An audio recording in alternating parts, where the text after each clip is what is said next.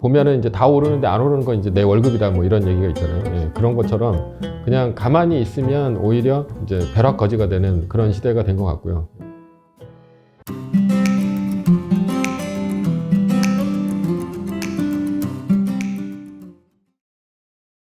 또 좀 책을 읽다가 흥미로웠던 부분이 테슬라에 대해서 또 스타링크, 스페이스 X가 스타링크 사업을 하지 않습니까? 이제 위성 인터넷 사업 또 나중에 전기차나 자율차 시대가 열리면 이 스타링크와의 연계 가능성도 살펴봐야 된다고 말씀해 주셨는데 뭐 어떤 비전을 갖고 있길래 테슬라를 좀 그 스타링크랑 연계시켜서 봐야 되는 거? 뭐 그런 그러니까 그 기존의 이제 통신사 같은 경우는 이제 뭐 5G 같은 경우도 보면은 이제 기지국들을 굉장히 많이 깔아야 되는데 스타링크는 그런 기지국이 없어도 그러니까 적에도 위성이라고 해가지고 이제 많이 띄워놓지 않습니까? 근데 저는 그 테슬라가 지금 현재 스타링크를 하는 거는 이제 자율주행 하는 것도 이제 그렇게 되는 거죠. 그리고 이제 가장 큰 얘네들의 목표는 전 세계적인 서비스가 가능하다 이렇게 보고 있는데요. 그거는 이제 그 광고주들이 제일 좋아하는 거는 어디다 광고를 많이 때릴 수 있는가 이런 건데 그게 이제 성장성이거든요. 성장성인데 아프리카나 아니면 오지 뭐 이런 데가 위성 시스템이 된다면 그쪽에는 이제 스마트폰을 갖고 있는 사람들은 있습니다. 그러니까 우리나라에서도 이제 중국 폰을 이제 그 수출을 하거나 아니면 이제 버리는 폰을 갖고 이제 아프리카 쪽에다가 이제 보낼 수가 있는데 그런 폰들이 아마도 스타링크를 통해 가지고 서비스가 된다면 더 많은 이제 광고 시장을 이제 가져갈 수 있어서 좋을 것 같고요. 두 번째로는 그 스타링크 시스템이 과연 그게 이제 그 자율주행이나 아니면 그런 광고뿐이겠느냐라는 생각이 테슬라 같은 경우가 요번에도 이제 나사하고 협력을 좀 하고 있는데 그 미국에서는 이제 가장 중요하게 생각하는 게 이제 약간 군사적인 그런 것들이 좀 있거든요. 그래서 저는 이제 좀 그쪽하고도 좀 연관이 돼 있는 게 아닌가 이렇게 생각을 하고 있습니다. 그래서 그렇게 생각하는 이유는 지금 미국 같은 경우가 그 5G를 그러니까 그 화웨이가 이제 5G의 시스템을 쭉 깔아놨지 않습니까? 근데 이제 그걸 이제 반대를 하면서 요번에 이제 쿼드서부터 시작해서 여러 가지 이제 유럽에서도 반대를 했고 호주라든가 뭐 일본이라든가 결국은 이제 화웨이의 이제 5G 시스템이 어떻게 보면 지금 현재 그 세계적으로 이제 가장 좋은 기술력을 갖고 있습니다. 그러니까 그 가장 특허도 많이 갖고 있는데도 불구하고 5G 통신망이 이제 깔리지 않았어요. 그래서 이제 중국하고 일부 지역만 이제 깔렸었는데 그렇게 되는 이유가 미국하고 중국하고 이제 싸울 때 전쟁을 진짜 전쟁을 하게 됐을 때는 이때 미국의 가장 큰 약점이 뭐냐면 미국의 큰 약점은 그런 그 전자전에는 굉장히 강하나 전자전이 없어지게 되면 굉장히 약한 시스템입니다. 그래서 뭐 지금 항공모함이라든가 아니면 뭐 그 미사일이라든가 이런 것들이 전부 이제 GPS 위성을 통해 가지고 전부 그 추적을 해서 정확하게 타격을 하는 그런 시스템인데 중국에서나 아니면은 이제 얼마 전에 러시아에서도 뭘 하고 있냐면 만약에 전쟁이 났을 때는 미국의 GPS 위성을 이제 폭파시키는 그런 식으로 이제 전쟁을 하고 있거든요. 그래서 그런 것들을 많이 하고 있고 중국이 그래서 우주정거장이라든가 이런 목적 자체가 지금 위성도 굉장히 많이 올리고 그리고 베이더호라고 해가지고 얘네들도 이제 GPS 위성들을 이제 자기네 각자 갖고 가게 되는 게 그런 식인데요. 그렇게 됐을 때 만약에 미국에 있는 그 GPS 위성을 이제 무력화 시킨다면 그러면은 결국은 그 다음이 이제 5G를 하게 되거든요. 그러니까 지상에 있는 5G를 통해서 미국의 이제 그 무기들을 이제 갖고 전쟁을 수행할 수 있는 식으로 가게 되니까 만약에 5G를 화웨이가 전부 독점을 했을 때는 미국의 이제 전쟁 그 수행 능력 자체가 떨어지게 된다라는 거죠. 그래서 5G를 반대를 한 거고 화웨이를 이제 퇴출시키려고 한 건데 그렇게 놓고 봤을 때 스타링크가 어떻게 보면 대안이 될 수 있다. 저는 이렇게 보고 있습니다. 그래서 얼마 전에 그래서 이제 스타링크하고 이제 중국의 그 우주정거장하고 부딪힐 뻔한 사건이 있었습니다. 그랬는데 그것도 이제 중국에서 그렇게 얘기를 하고 그 다음에 테슬라를 그렇게 많이 비난을 한 이유가 이 테슬라의 스타링크가 단순히 자율주행차가 뿐이 아니라 미국의 만약에 이제 전쟁이 일어났을 때도 전쟁 수행으로 돌아갈 수 있는 그런 시스템이 아니냐라고 해가지고 많이 하게 된 게 그런 식으로 볼 수도 있다라는 거죠. 그래서 그 테슬라도 만약에 또 이제 중국에서 사업을 하는 거에 있어서 이제 좀 위협을 받을 수 있다면 약간의 주가 조정이 있을 수도 있다. 저는 좀 그렇게 보고 있습니다. 예.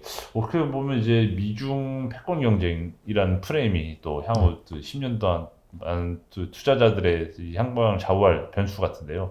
이 미중 패권 전쟁을 투자자는 어떻게 좀 미국에 투자를 하는 게 좋은지, 아니면 미국, 중국에 양쪽으로 나눠서 투자를 해야 되는 게 좋은지, 뭐 어떻게 좀 대응을 해야 될까요?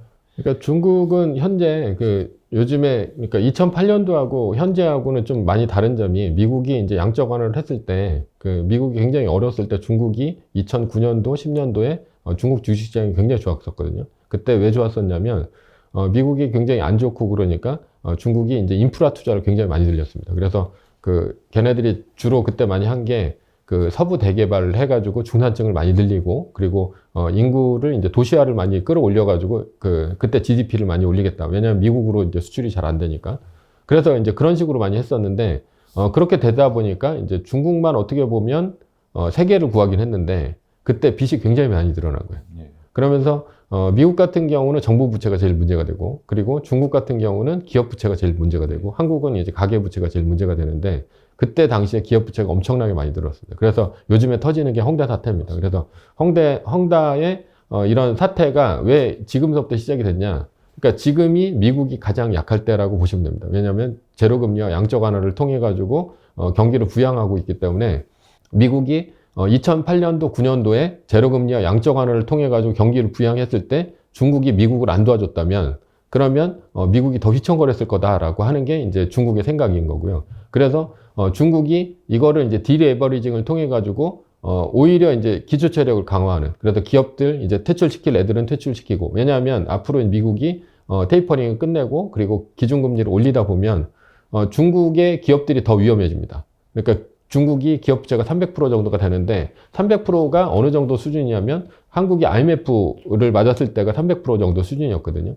그러니까 이대로 쭉 나가게 되면 오히려 더 위험해지기 때문에, 지금은 그래서 중국이 GDP 목표를 뭐 6% 이상 하겠다, 7% 이상 하겠다, 이런 식으로 얘기를 안 합니다. 왜냐하면 그렇게 6%, 7%를 하게 되면 지방에 있는 관리들이 중앙으로 와서 이제 자기의 업적을 드러내기 위해서는 지방에 있는 성정부에서는 GDP를 올려야 되고, GDP를 올리려면 주로 이제 지방에 있는 아파트 분양을 많이 해야 되는데, 그러면 그럴수록 중국이 굉장히 어려워집니다. 그래서 중국은 오히려 지금 긴축을 많이 하고 있는 상태고, 그리고 지금 긴축을 통해서 미국과 이제 본격적으로 미중 무역 전쟁이건 미중 전쟁이건을 통해서 앞으로 이제 미국과 붙게 될 텐데, 그때 기초 체력을 이제 늘리는 상태거든요.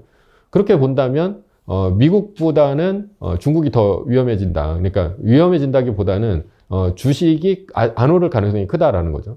근데 이제 반대로 미국은 어떤 상황이냐면, 지금은 이제 쿼드나 이런 것들을 통해서 자신의 우방을 많이 늘리고 있습니다. 그리고 이제 미국이 좋은 점은 뭐냐면 얘네들이 기축통화국이기 때문에 달러를 얼마든지 찍어서 우방의 물건을 사줄 수 있다라는 거죠. 그래서 호주하고도 굉장히 가까워지면서 호주에다가 뭐 이제 원자력 잠수함을 만들어주고 한다는 이유는 뭐냐면, 호주가 미중 무역 전쟁에 있어서 가장 큰 피해자가 호주입니다. 그래서 호주가 먼저 요번 코로나 위기 때문에 중국이 그렇게 됐는데, 중국이 지금 이거에 대해서 해명을 해라, 막 이런 식으로 얘기를 해가지고 호주산 와인이나 아니면 철광석, 그리고 석탄 같은 것들을 수입을 안 하면서 호주 경제가 좀 어려워졌는데, 중국은 이제 그것 때문에 다시 이제 인플레가 되고 중국 경제도 굉장히 힘들어졌습니다. 그러면서 미국이 인프라 투자를 하게 되면서 주로 타겟이 이제 누가 되냐면 호주가 됩니다. 그래서 중국에서 철광석 수입을 안 하면 미국에서 철광석 수입을 하겠다. 그리고 중국 석탄 수입이라든가 이런 것들을 이제 호주에서 오히려 하겠다라고 하면서 쿼드에 있는 나라들이라든가 아니면 미국과 이제 같이 할 수 있는 나라들, 그런 나라들을 많이 모아서 중국의 이제 봉쇄 전략을 이제 하게 되는 거죠. 그렇게 되면 미국은 어떻게 해야 되냐? 그러니까 미국은 달러 가치가 올라가게 될 테고요. 그리고 달러 가치가 올라가면서 이제 돈을 더 많이 풀어서 자신의 우방국인 나라들의 물건을 더 많이 사줄 겁니다. 그래서 중국과의 어떻게 보면 의존도를 굉장히 많이 떨어뜨리는 그런 식으로 가려면 미국은 부양을 많이 해야 되는 경우고, 중국은 오히려 긴축을 많이 해야 되는 경우이기 때문에, 차라리 지금 현재는 미국에다가 투자를 하시는 게 앞으로 봐서도 더 이제 돈을 많이 풀고, 그 다음에 더 소비를 많이 하는 게 더 미국이 되지 않을까 보고요. 중국은 지금 더 방만하게 경영을 하면 오히려 이제 바젤 3라든가 이런 것들을 통해서 미국의 압박 전략에 중국이 굉장히 위험해질 수도 있습니다. 그러니까 지금 뭐 중국이 이제 플랫폼 기업도 안 좋고 뭐 여러 가지 이제 다 안 좋은데 뭐 중국에다 이제 굳이 투자하실 필요는 없을 것 같고 차라리 미국 쪽이 더 좋아지지 않을까. 예, 저는 그렇게 보고 있습니다. 소장님 말씀도 되게 재미가 있었는데 어떻게 보면 ESG가 이제 미국과 유럽에서 먼저 이제 강조해서 꺼내는 프레임이지 않습니까? 네. 이 프레임을 또 중국에 또 중국 같은 신흥국에 적용하는 과정에서 이제 이게 또 미중 패권 경제 프레임으로도 좀 재해석될 수 있는 여지가 있다고 말씀을 주셨는데 그런 틀에서 ESG 이런 트렌드는 어떻게 봐야 될까요? 그러니까 뭐 ESG도 그러니까 뭐 지구 온도를 뭐 앞으로 2도가 더 올라가면 뭐 지구가 망한다 뭐 이런 식으로 이제 얘기가 되고 있는데 저는 이제 뭐 기본적으로 이게 이제 간빙기와 빙하기를 이제 번갈아 가는데 뭐 지금보다 온도가 더 높았었던 때도 있었어요. 예. 그러니까 뭐 그거를 이제 반드시 이제 팩트다. 그게 이제 반드시 맞다. 이렇게 본다기보다는 선진국이 어떤 이제 프레임을 짜놓고 그쪽으로 이제 몰아가려는 게 아닌가. 저는 이제 그렇게 약간 삐딱하게 좀 보는 시선이 있는데 그렇게 보는 거는 일단은 제일 먼저 ESG라든가 이런 친환경 쪽으로 드라이브를 거는 거는 미국보다는 오히려 이제 유럽 쪽이 굉장히 큽니다. 근데 유럽 쪽은 아시다시피 신규로 이제 뭐 플랫폼 기업이라든가 아니면 뭐 굉장히 혁신적인 기업들이 안 나오고 있는 상태예요. 그러니까 그렇게 되는 이유는 이제 미국과 유럽의 차이인데 거기서 기업의 우대 문화라든가 아니면 이제 사람들을 이제 고용했을 때 뭐 해고라든가 이런 것들이 굉장히 힘든 게 이제 유럽 쪽입니다. 그래서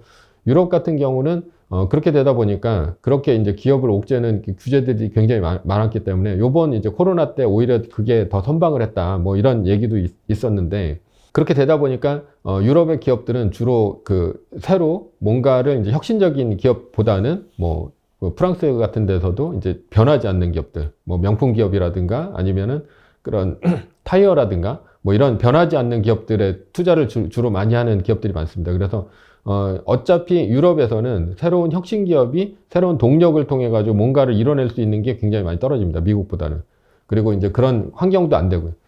그러니까 그런데도 불구하고 유럽은 이제 갖고 있는 기업들이 주로 내연기관 차라든가 뭐 벤츠라든가 다임러 뭐 이런 기업들이 전부 이런 석탄을 많이 필요로 하고 뭐 이런 석유를 많이 필요로 하는 기업인데도 불구하고 유럽이 그렇게 드라이브를 거는 이유가 이게 이제 탄소 배출권 때문이 아닌가 저는 이제 그렇게 보고 있습니다. 그래서 탄소 배출권을 하게 되면 오히려 이제 독일이라든가 이런 기업들이 굉장히 어려워지게 되는데도 불구하고 왜 이렇게 탄소 배출권을 드라이브를 거냐? 첫 번째는 기축통화국이기 때문이라고 이제 생각을 하는데요. 그러니까 미국이나 유럽은 자신들의 이제 기축통화인 유로나 달러를 갖고 물건을 거의 공짜로 삽니다. 그러니까 뭐 중국이라든가 이런 데서 공짜로 사는데 그런 상황에서 이제 안 좋아지는 점이 뭐냐면 정부 부채가 늘어나는 게 굉장히 안 좋습니다. 그래서 정부 부채가 늘어나는 거는 이게 뭐 기축통화를 흔들 수 있다. 뭐 이렇게 보고 있으니까 뭐 지금 같은 경우 미국이 뭐 작년에도 이제 4조 달러를 풀고 그다음에 재작년에도 거의 4조 달러 가까이를 풀었는데 이게 어느 정도 푼 거냐면 중국이 2001년도에 WTO를 가입하고 지금까지 모아놓은 외환보유고 자체가 얼마냐면 2조 달러 정도밖에 안 됩니다. 그러니까 미국이 한 해에 풀 수 있는 달러의 양보다도 한 20년 동안을 달러를 모았는데도 불구하고 2조 달러밖에 안 되는 거죠. 그래서 아마도 미중 무역 전쟁이 되면 금융 전쟁이 될 가능성이 굉장히 크고요. 만약에 그렇게 될 가능성이 큰데 탄소 배출권까지 만약에 이제 유럽이 하게 된다. 그러면 어떤 일이 벌어지냐? 탄소를 많이 배출하는 나라는 이제 중국이 될 수밖에 없습니다. 그러니까 한국이나 중국이나 일본이나 이런 기업들은 주로 플랫폼 기업보다는 주로 이제 제조업 기업들이 굉장히 많은 거죠. 그래서 제조업 기업들은 어쩔 수 없이 뭘 해야 되냐? 결국은 탄소를 배출해서 물건을 만들어낼 수밖에 없는데 그 탄소 배출권에 대해서 누가 탄소 배출권에 대한 벌금이라고 하는 것들을 때릴 수 있느냐? 그런 것들은 주로 이제 유럽이나 아니면 미국이 되겠죠. 왜냐하면 걔네들은 전부 이제 탄소 배출 제로를 통해 가지고 한 기업들만 관세를 안 매기는 거고 관세를 매기는 거는 탄소 배출권에 대한 관세를 매기는 거는 탄소 배출을 하는 기업들이 될 텐데 그런 기업들은 주로 이제 동아시아에 있다라는 거죠.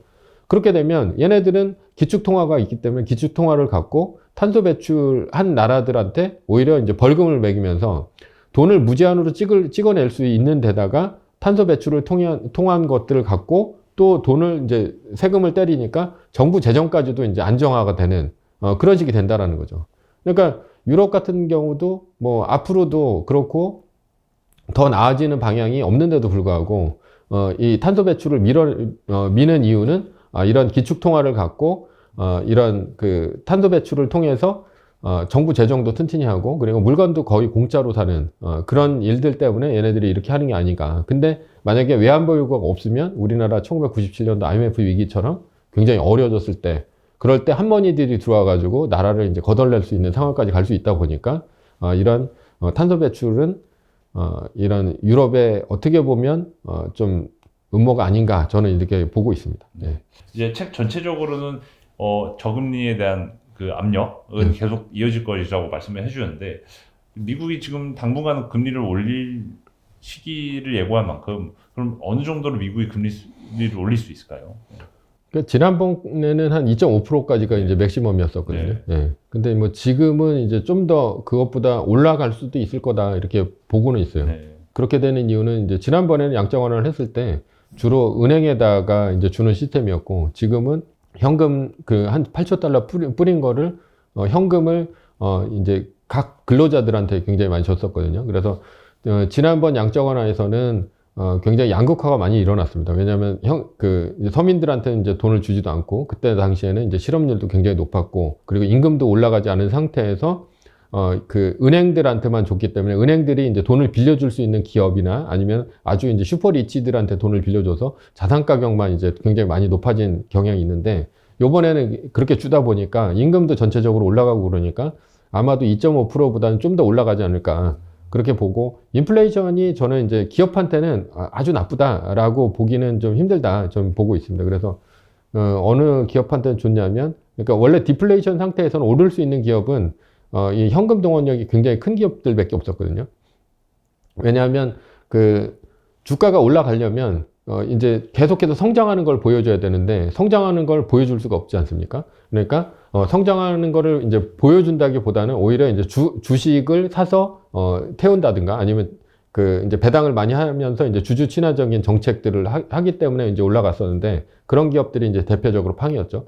그랬는데 앞으로는 이제 브랜드가 있는 기업들이 굉장히 많이 좋아질 것이다. 인플레이션 시대에서는. 그러니까 가격을 이 소비자한테 전가할 수 있는 기업. 그런 기업들은 이제 좋아질 것이다. 이제 보는데 그 거의 대부분이 또 그런 브랜드가 있는 기업들은 또 다 미국에 있습니다. 그러니까 한국에 있는 기업들은 별로 없고 그러니까 미국에 있다 보니까 미국에 있는 기업들이 인플레가 되었을 때 뭐 넷플릭스도 뭐 14,000원에서 17,000원으로 올린다 그러고 스타벅스도 그렇고 뭐 코카콜라라든가 이런 기업들도 전부 올리니까 뭐 그런 기업들이 다 올라가게 될 테고 그리고 또 플랫폼 기업들도 어차피 다른 기업들이 다 그렇게 또 그 올리면 뭐 30%는 이제 떼고 이제 주다 보니까 플랫폼 기업들도 같이 올라가는 그런 상황이 될 것이라고 보고요. 그리고 오히려 제조업이나 이제 원가 부담이 많이 되는 기업들은 오히려 떨어질 것 같다. 그러니까 양극화가 더 심해질 것 같다라고 보고 있습니다. 그러면 앞으로 이제 미래 사회가 뭐 인공지능이나 이런 4차 산업혁명 시대의 그 일반 개인 투자자로서 한국의 평범한 월급쟁이 직장인들은 어떻게 좀 생존과 투자를 이어나가야 될지 한번 전체적인 정리 한번 부탁드리겠습니다. 네, 저는 뭐 제가 처음에 얘기했듯이 그러니까 이 복리의 마법을 좀 믿으셔야 됩니다. 그러니까 그 복리의 마법은 그러니까 뭐 1억을 모아서 1억을 갖고 10년간 25% 투자를 하면 10억이 되고 그 다음에 다시 25%가 되면 또 10억이 이제 100억이 되는 복리의 마법을 믿으셔야 되고요. 그리고 좋은 기업과 이제 함께 해야 뭐 이 인플레이션을 해지를 할 수 있고요. 그리고 뭐 보면은 이제 다 오르는데 안 오르는 건 이제 내 월급이다 뭐 이런 얘기가 있잖아요. 예, 그런 것처럼 그냥 가만히 있으면 오히려 이제 벼락거지가 되는 그런 시대가 된 것 같고요. 그리고 작년하고 재작년에 한 8조 달러의 이 양적 완화를 하면서 굉장히 시중에 돈이 많이 풀리고 그 많이 풀린 돈은 다시 이제 신흥국이나 이런 쪽으로 오게 돼 있습니다. 그러면서 이런 자산 가격은 계속해서 올라갈 건데 그렇게 됐을 때 이제 재테크나 예, 투자를 하지 않는다면 앞으로도 좀 더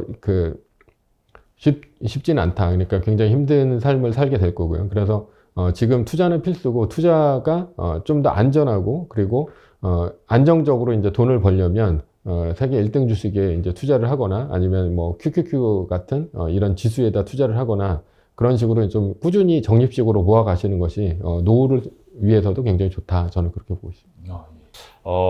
마지막으로 저희 채널 구독자님들께 하고 싶은 말 있으시면 한 말씀 부탁드립니다. 예, 뭐 주식 투자를 하면서 가장 중요한 거는 내가 왜 주식을 투자하느냐 이게 이제 가장 중요하다고 봅니다. 그래서 이 투자를 하면서 그 돈을 버는 데만 이제 온 신경을 쓰고 그다음에 시간을 보낸다면 자신이 주식을 투자를 통해서 돈을 번 걸 갖고 어떻게 자신이 무엇을 하고 싶었나 이런 것들에 대한 생각을 먼저 하시는 게 좋다. 저는 그렇게 보고 있는데요. 그렇게 되는 게 시간은 이제 한정돼 있고 그리고 뭐 이제 다다익선이라고 해가지고 많이 벌면 많이 벌수록 좋긴 하겠지만 그만큼 이제 내가 그 시간을 버려서 이 돈을 벌게 되는 구조가 되기 때문에 오히려 이 돈을 번 걸 갖고 내가 이제 앞으로 무엇을 할 것이냐 그리고 내가 어떻게 살 것이냐를 생각하시는 게 주식 투자에 앞서서 더 먼저 생각하셔야 될 부분이라고 생각합니다. 그리고 요번 나온 책 좋으니까요. 예, 많이 좀 사주시기 바랍니다. 네, 감사합니다. 지금까지 자이언트 TV의 안국성이었습니다. 다음에도 알찬 콘텐츠로 구독자 여러분들 찾아뵙도록 하겠습니다. 예, 감사합니다. 네, 감사합니다. 예.